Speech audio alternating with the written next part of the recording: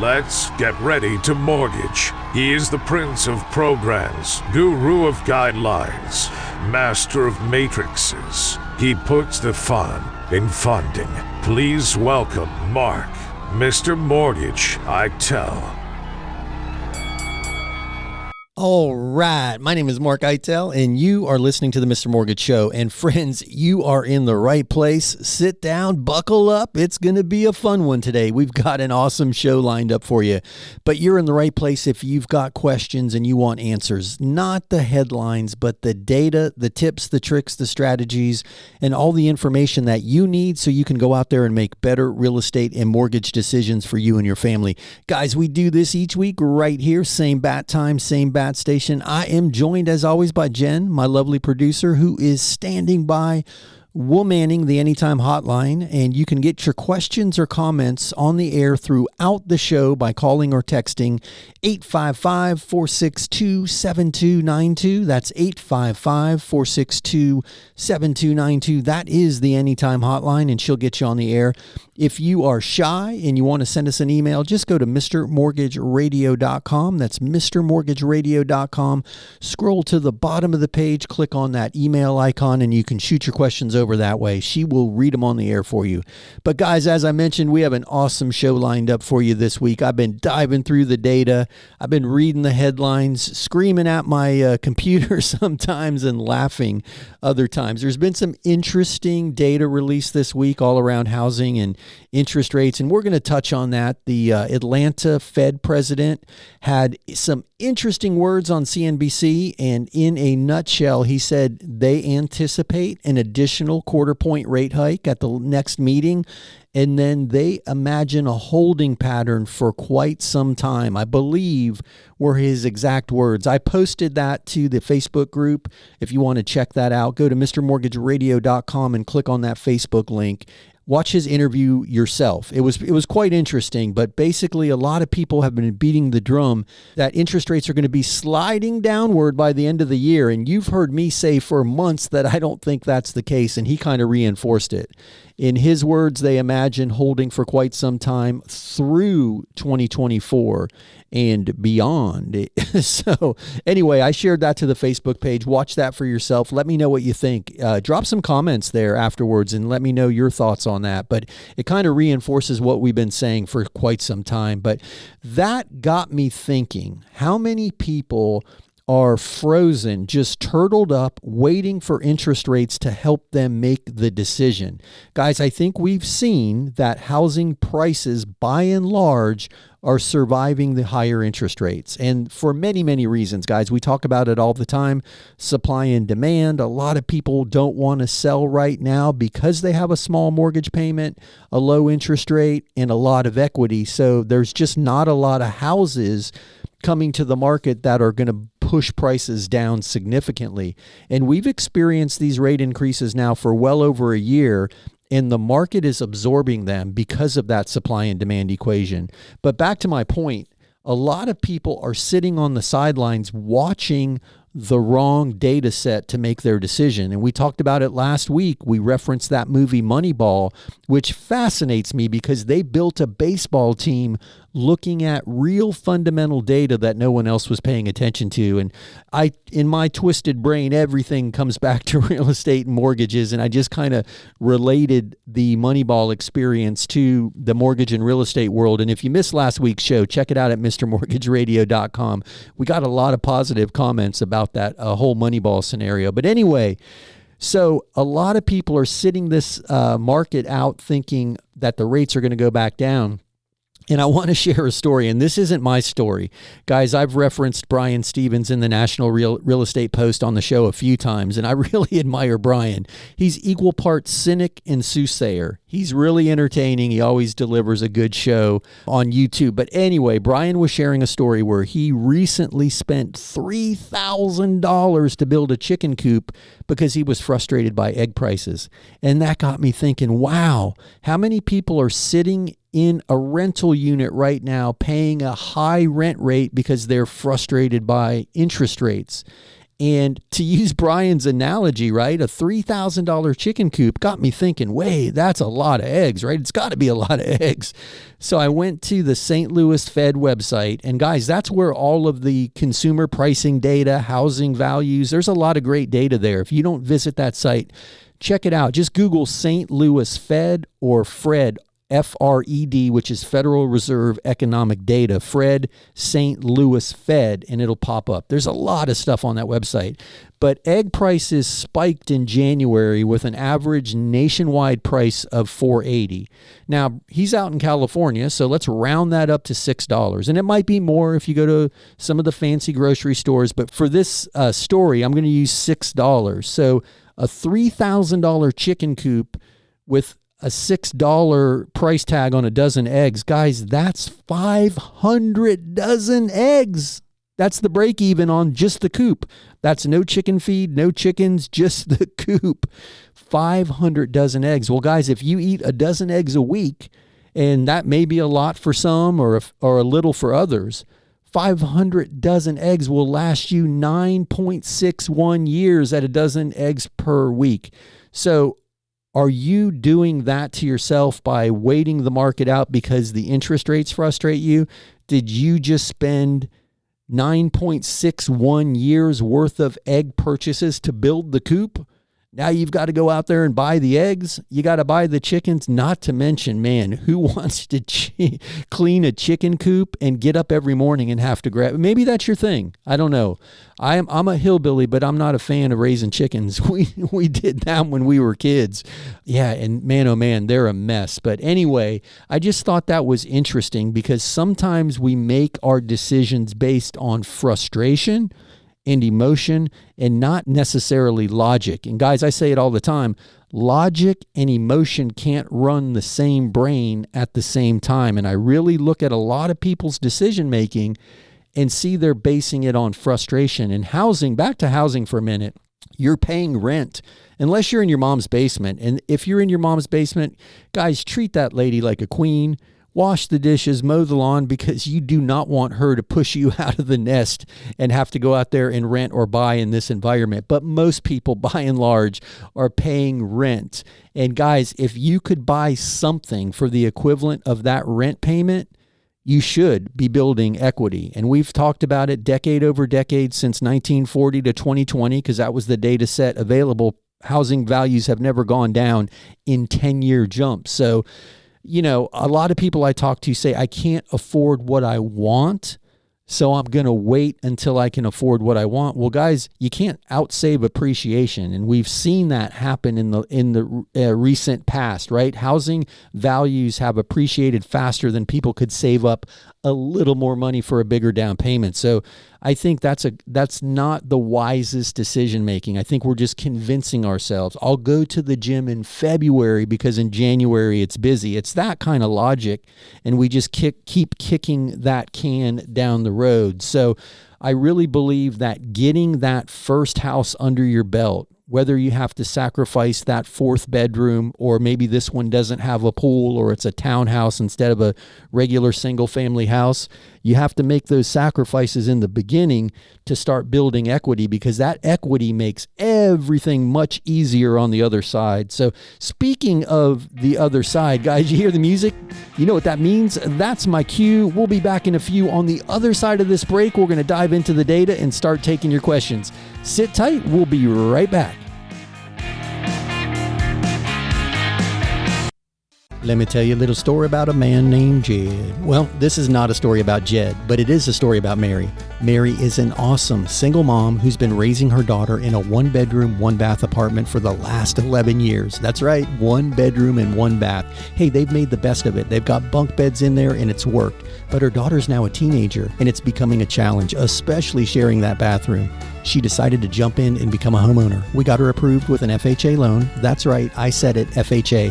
Hey, if your agent's telling you FHA and VA loans are not getting accepted, you are working with the wrong agent. Contact me and I'll get you in touch with a really great agent. Hey, but back to Mary. She jumped in and she is now a proud homeowner. They have their own bedrooms, but more importantly, their own baths. They couldn't be happier. Guys, if you'd like to learn more, check out MrMortgageRadio.com. That's MrMortgageRadio.com. My name is Mark Eitel, NMLS 1929005. Check us out at MrMortgageRadio.com.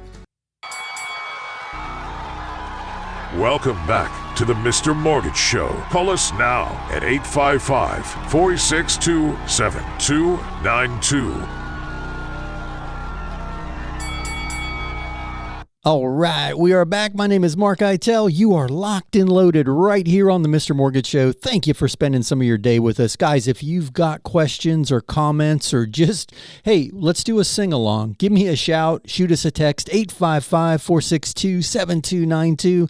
That's 855-462-7292. That is the Anytime Hotline, and that's how you get your questions on the air. Jen, my producer, is standing by, womanning that hotline, and she will take care of your questions. 855-462-7292. If you prefer to shoot us an email, just visit MrMortgageRadio.com. That's MrMortgageRadio.com, and scroll to the bottom of the page, click on that email icon, and she'll get your questions that way too. So, hey, we opened up the show talking about building the chicken coop to save on eggs, and we equated that to renting while you're waiting out these higher interest rates. And guys, the wait might be longer than you think. What's that old song? Waiting is the hardest part. Sometimes getting moving is the hardest part, whether it's diets, exercise, or just turning the news off and making the very best decisions you can for yourself with the data that's in front of you. Guys, that's what we're all about. We're going to do our very best to answer all your questions and give you the info that you need so you can make better decisions for you and your family in the world of real estate and mortgages. But hey, Jen, I see you back there busily at work with the board and the phones. Are we already getting in some questions? We've got questions and they want answers, Mark. All right. I like the sound of that. It sounds like we're going to have a good show, that we are locked and loaded back there. So let's get started. If you've got a question ready, go ahead and throw it my way. Let's see what we've got. Kim sent this one. I'm considering buying a small office building and the seller is offering to hold the mortgage. This may be a dumb question, but will I own the property? Like if I had used a bank? I hope that makes sense. Hey, Kim, that's actually a great question. That's not a dumb question, because we're seeing a lot of owner financing. When I say a lot, don't get me wrong, it's not, an overwhelming percentage of purchase transactions suddenly are owner financing, but because of the equity position that a lot of people have and where interest rates have gone to, some sellers are considering it, whether in this case like a commercial property or even with homes. They're selling the property and holding the mortgage and benefiting from the income stream that a higher interest rate generates. So not a dumb question, because it feels a lot like a lease option, right? You're buying this building, in this case, from an individual who you're giving a down payment to, and now you're writing a check each month to that very same individual. So, I get how it could feel like a lease option, but if it's a true seller-held mortgage, you'll go through a closing just like you would if ABC Bank was your lender, and you'll bring your down payment and your closing costs to the title company or the closing attorney. The transaction will close. The deed will record in your name with the seller as a lien holder. That's typically how it works with a true seller-held mortgage. Now, we referenced lease options and rent-to-own, and that's a whole different animal, but the mechanism is very similar, or it feels similar, right? You give a down payment, you sign a lease. Each month you make a payment. In some instances, a percentage of that payment will go towards a future down payment when you actually execute the purchase option. But in a true seller financing scenario, you own the property, they have a lien position. Actually, that was a brilliant question. And guys, if you're curious about how that works for you, feel free to reach out. As I mentioned, a lot of people are starting to consider it as an option because, I was talking to a gentleman recently who is considering selling a property that's worth about $1.5 million.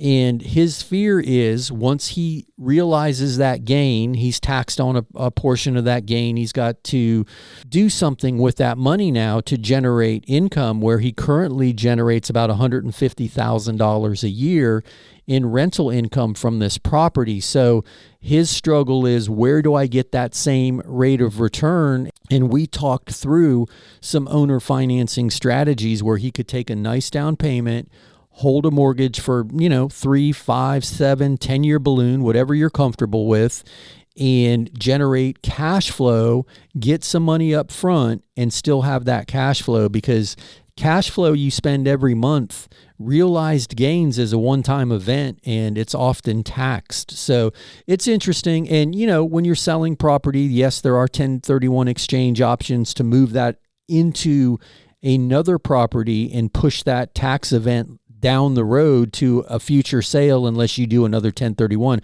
I get that. There are strategies around it, but it's becoming more and more of a conversation. So I'm happy to walk anybody through it. So anyway, I appreciate that question. Not a dumb question at all. That was a good one.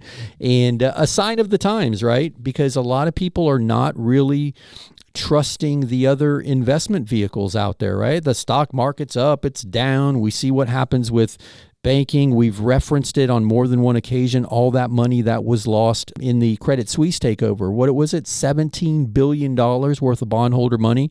And you consider bonds a pretty safe investment in most instances. So holding paper as a seller is definitely an option to generate some cash flow. So interesting question.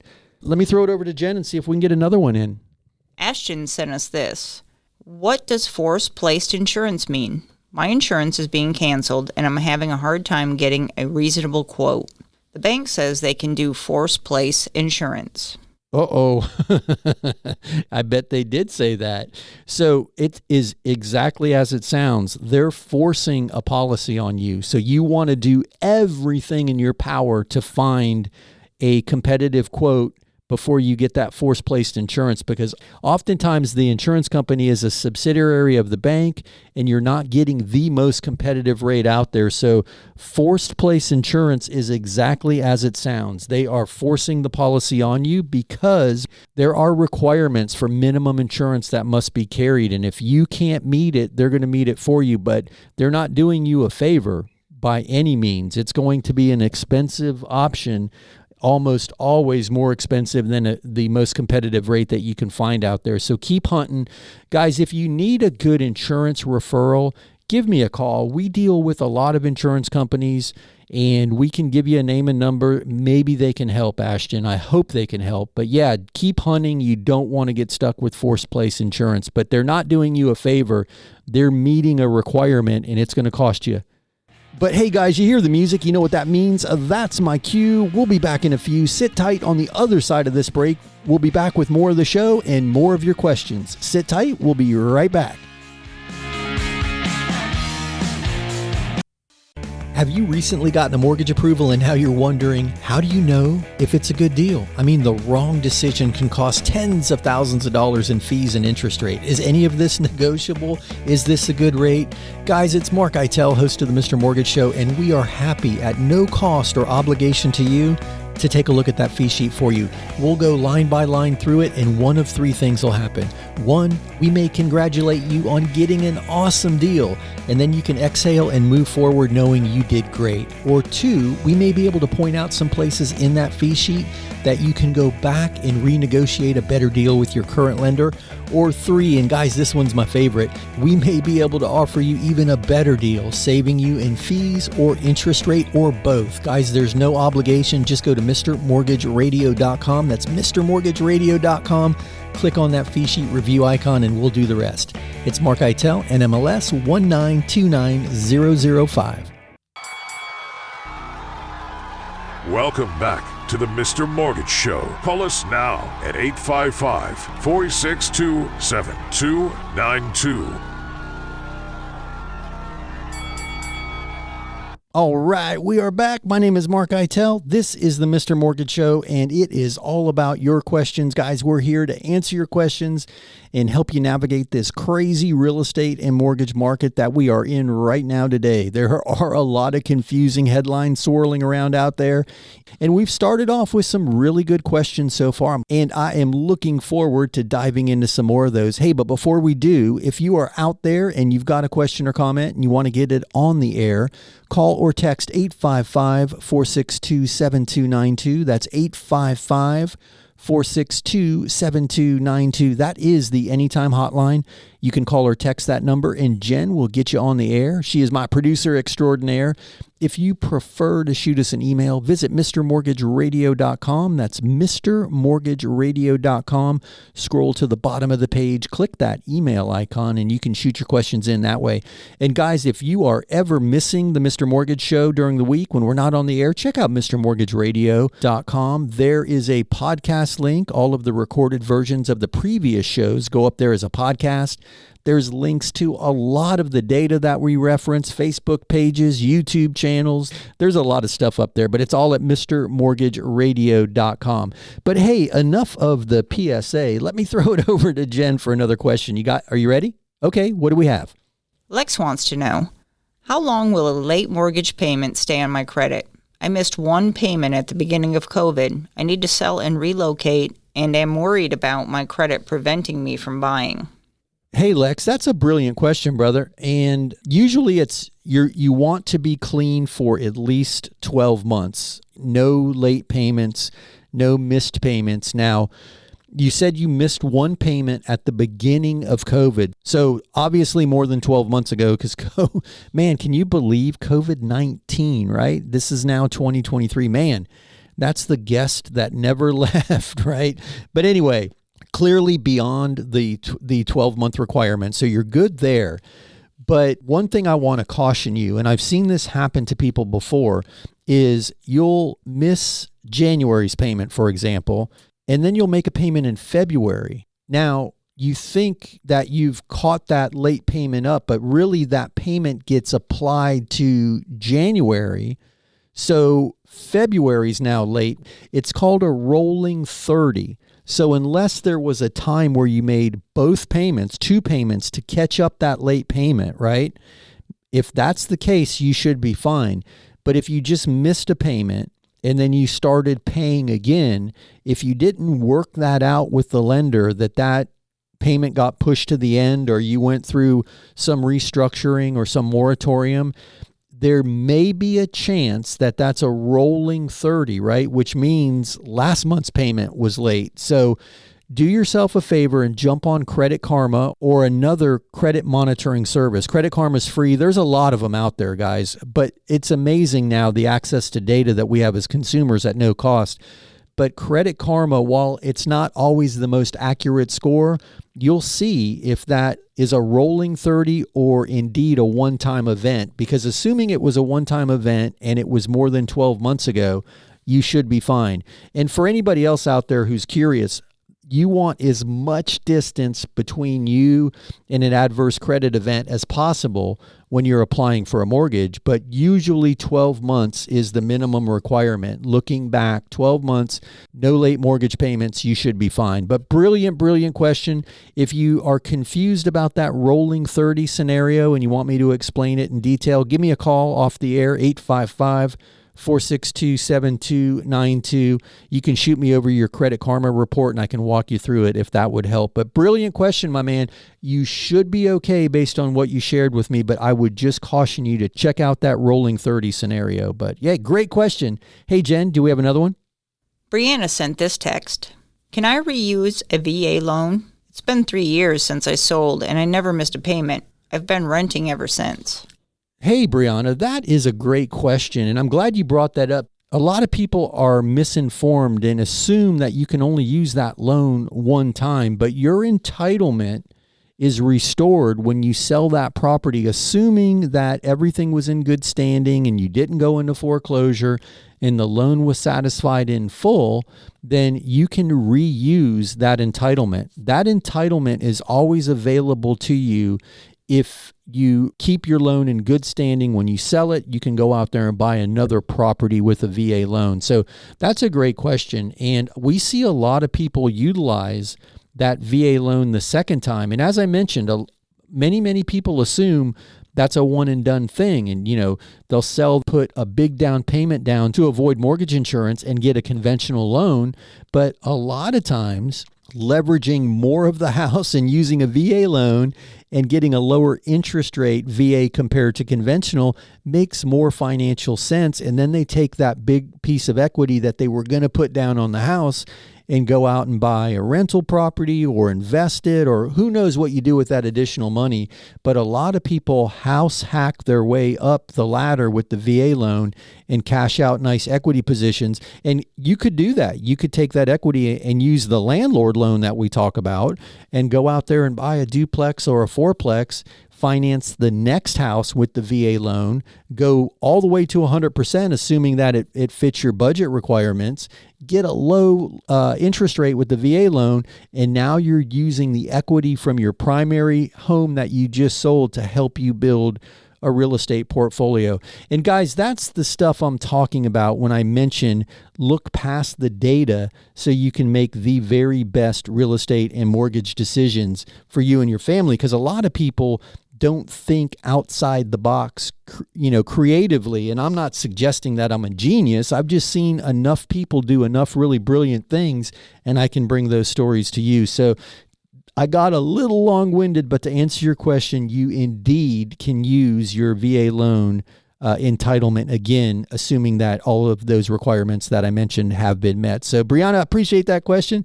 Thank you for your service. And if you ever need us, we are here and happy to help. Just give us a shout or shoot us an email. Thank you for that. Let me throw it over to Jen, see if we can squeeze in another one. Dominic sent us this question. Is there any way to avoid mortgage insurance without a big down payment? Someone suggested I ask for a 80-15 loan as a workaround. Is this a good idea?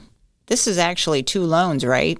Thanks. Hey, that's an old school scenario where you take an 80% first mortgage and a 15% second mortgage to get a 95% combined loan to value, CLTV, 80% first, 15% second, and off you go. You put 5% down.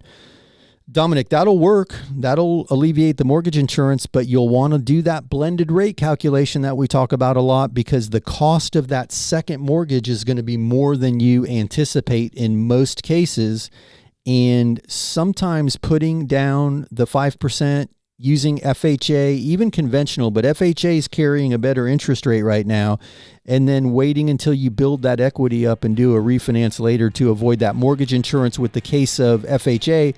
Or with a conventional loan at an 80% loan to value, you can just ask for the mortgage insurance to be dropped. But oftentimes that monthly payment is less with that strategy than the 80-15. But brilliant question. I appreciate that one.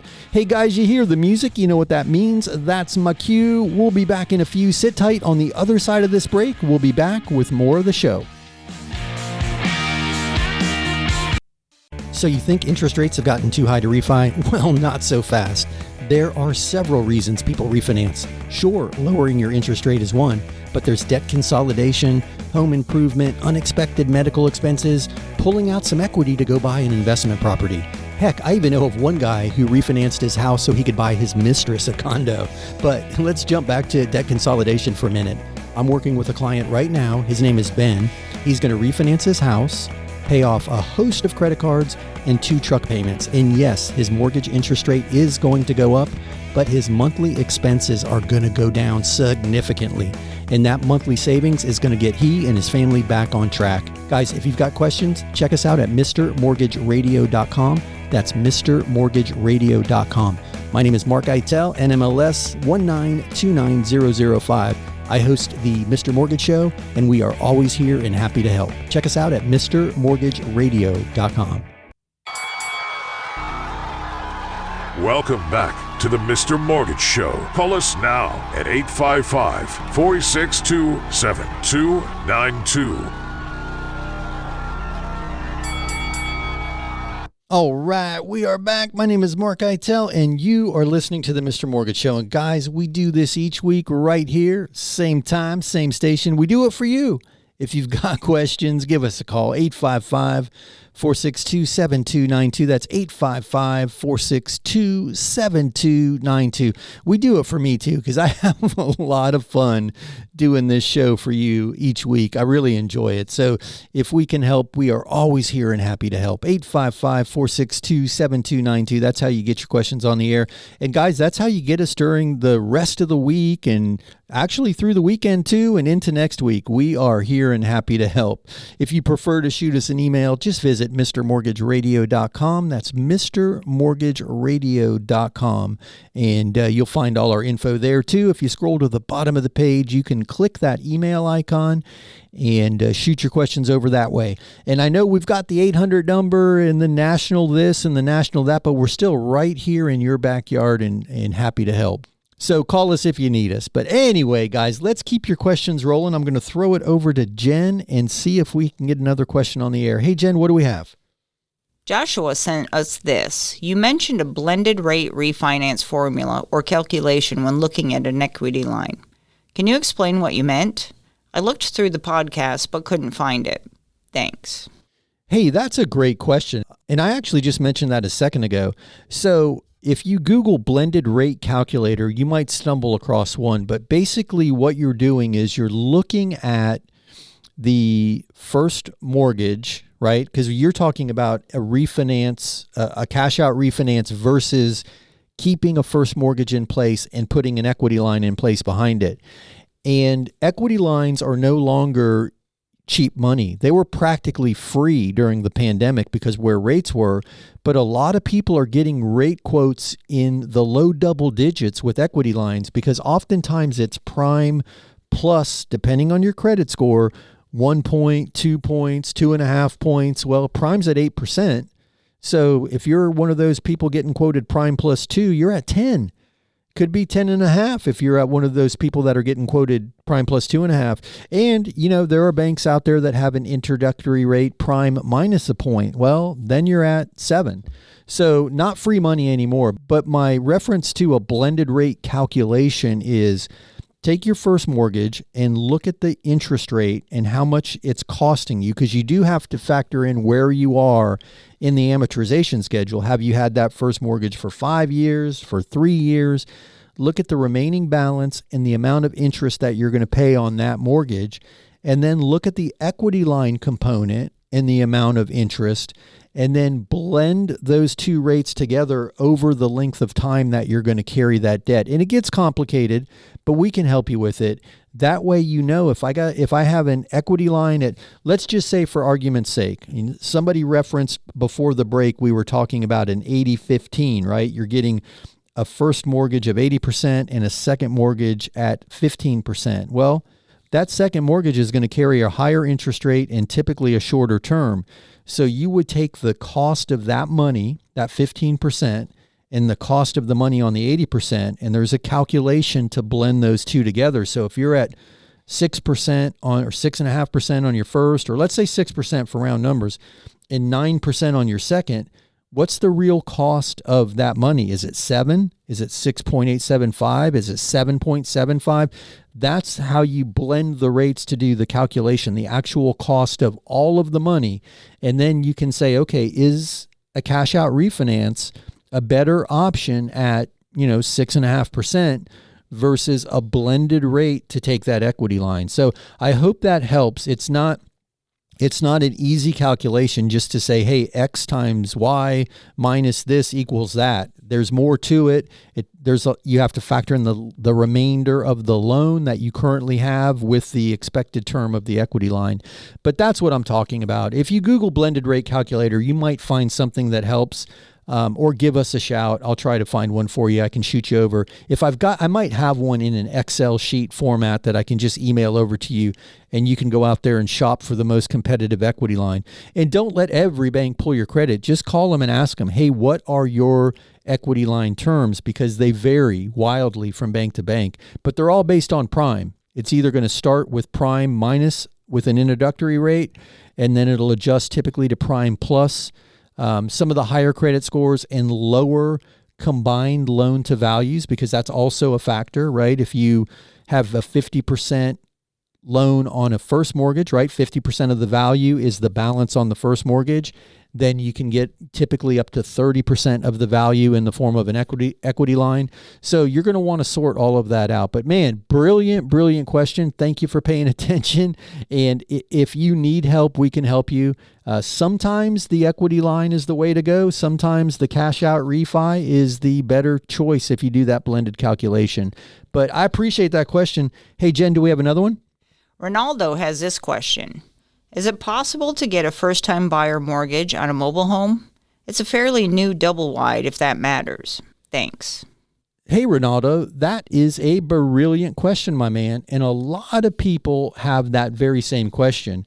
And man, mobile home prices are surprising. And I prefer the term manufactured home, because when I think of mobile home, I think of the trailer parks of the 70s, which nothing wrong with that. But some of the double wides and triple wides now are amazing. There's a mobile home dealership out in Okeechobee, and we ride the motorcycles out there often. And I stopped in there a year or so ago thinking about maybe looking at one for a second home situation.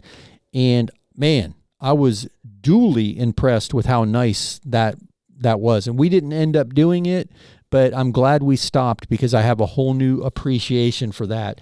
And guys, I don't know if you've been paying attention, but there are neighborhoods that are trading in the 300,000s for double wide manufactured homes. So not anything to turn your nose up at price point wise anymore. But here are the rules, Ronaldo.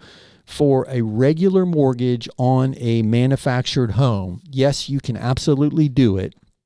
And there is an age requirement. The home has to be newer than, I say 1977. Guys, you've heard me say this before. Technically, it's the summer of, I think it's July to be exact, of 1976. But nobody knows the actual month off the top of their heads that the home was manufactured in. So to be comfortable, I like to say 1977 or newer, and you must own the land as part of the transaction, and it needs to be deeded as real property. So if you're looking at a manufactured home and there's a registration sticker like you would see on a boat or a camper in the window, then oftentimes that's what's considered a mobile home park, and you're actually renting the dirt, but you own the structure. That's not deeded as real property, and you can't get a quote-unquote normal mortgage. There are financing options in that instance, but it's not a mortgage. So you want to make sure that you own the dirt. The other thing we see a lot of are co-ops, and they have their own set of challenges, also doable, but their own set of challenges. So if it's a property where you own the lot that the home is on, and it's deeded as real property, and there's not a registration sticker in the window, there's actually a process. There's a document that's filed when the very first owner has that home installed on the property, and it now is deeded as one piece of real property and recorded as such. That document makes it financeable from the standpoint of a normal mortgage. So I got a little long-winded with that one, but it's doable, absolutely doable. We do it a lot, and in our area, we're seeing the prices of those mobile homes have jumped up quite a bit. So a lot of people are looking at those as options where in the past they might have looked for a condo or a townhouse, but now that mobile home, because of the pricing, is starting to become an attractive choice for a lot of first-time buyers. So, and as I mentioned, I'm impressed with some of them. And we've seen a single-wide manufactured house on 5 acres, and we've seen a double-wide on a city lot. So a lot of opportunities and options out there. But to answer your question, I don't know why I went off on that. I guess because we stopped out there a while back, and I saw for myself how nice they've become. But anyway, great question. I appreciate that. I hope that helps. If you need more information, you know we're always here and happy to help. Just reach out. I'll answer any questions you have if I can. But guys, you hear the music? You know what that means? That's my cue. We'll be back in a few. Sit tight on the other side of this break. We'll be back with more of the Mr. Mortgage Show. Raise your hand if you are freaked out by what's happening in the banking world. Well, no, put your hands back on the steering wheel. It's all starting to feel like a house of cards. And what about that $17 billion, yes, billion with a B, dollars worth of bondholder money that was lost in that Credit Suisse takeover? Right now, I'm hearing more and more people talk about a flight to safety, and they're looking at gold and silver and other precious metals, but also rental property. Yep, income-producing rental property is starting to become sexy again. Guys, we've got an amazing loan program called the Landlord Loan. It's an easy way to acquire rental property. If you've got good credit and the assets, we don't even look at your personal income. We look at the income produced by the property. Assuming that it supports the debt, boom, you're a landlord. Check us out at MrMortgageRadio.com. That's MrMortgageRadio.com. My name is Mark Eitel, NMLS 1929005, and my team and I are here and happy to help. Check us out at MrMortgageRadio.com.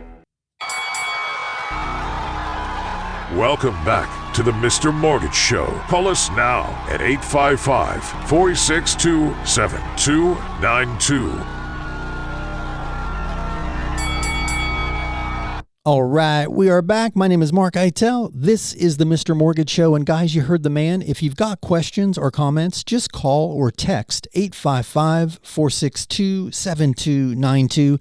That's 855-462-7292. That is the Anytime hotline.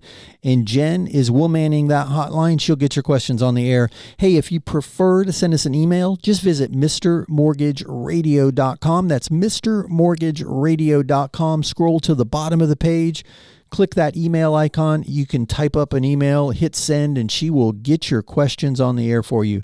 But man, oh man, we've had some amazing questions this week. You guys are definitely bringing the heat, and I greatly appreciate it. I hope everybody's enjoyed it so far and gotten a lot out of the Q&A. But speaking of your questions, let's throw it over to Jen and see if we can get another one on the air. Hey, Jen, what do you have? Gil is asking, is there a limit to how far I can buy down my rate? Does it make a difference if the seller or I pay for the buy down?